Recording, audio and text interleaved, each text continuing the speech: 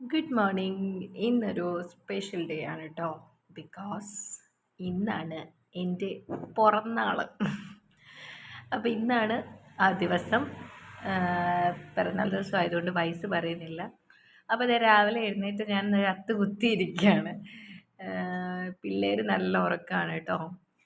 ഹസ്ബൻഡിന് രാവിലെ പോകേണ്ട ജോലിയാണ്. അപ്പോൾ പുള്ളി രാവിലെ എനിക്ക് ഉമ്മയൊക്കെ തന്നിട്ട് പോയി.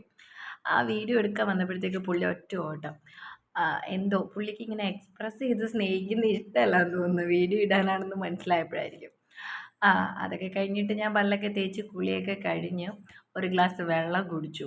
രാവിലെ ആദ്യം എഴുന്നേൽക്കുമ്പോൾ ഒരു ഗ്ലാസ് വെള്ളം കുടിക്കുന്നത് പതിവാണ്. അങ്ങനെ വെള്ളമൊക്കെ കുടിച്ച് കഴിഞ്ഞ്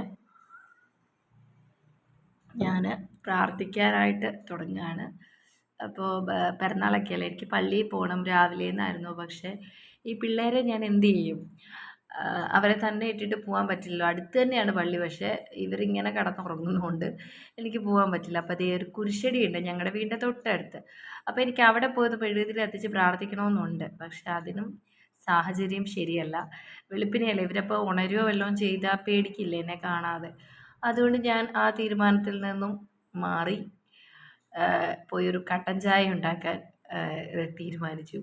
കാരണം ഞാൻ രാവിലെ ഇങ്ങനെ കട്ടൻ ചായ ഡെയിലി കുടിക്കുന്ന ആളൊന്നും അല്ല കേട്ടോ. എനിക്ക് പുതിയ ത്രെഡ് എന്തെങ്കിലും വരുമ്പോൾ ഇങ്ങനെ കട്ടൻ ചായ കുടിച്ചുകൊണ്ട് ഞാൻ കഥ എഴുതുക അങ്ങനെയൊക്കെയേ ഉള്ളൂ. അല്ലാതെ കോഫി ലവറാണ്, പക്ഷേ ഡെയിലി ഒരു റൊട്ടീൻ ഇല്ല. ഞാനിപ്പോൾ ഒരു കപ്പ് കാപ്പിയൊക്കെ ആയിട്ട് നേരെ ഞാൻ കഥ എഴുതുന്ന റൂമിലേക്ക് പോയി. എനിക്കൊരു റൂമുണ്ട് കേട്ടോ, കഥ എഴുതുക റെക്കോർഡ് ചെയ്യുന്നതൊക്കെ ആ റൂമിലാണ് ഞാൻ. അപ്പോൾ അവിടെ പോയിട്ട് ഞാൻ പുതിയ ത്രെഡ് ഇങ്ങനെ എഴുതാൻ തുടങ്ങുകയാണ്. അപ്പോൾ അത്രയേ ഉള്ളൂ, ഇന്നെൻ്റെ പിറന്നാളാണ്, അത്രയേ ഉള്ളൂ. ഓക്കെ.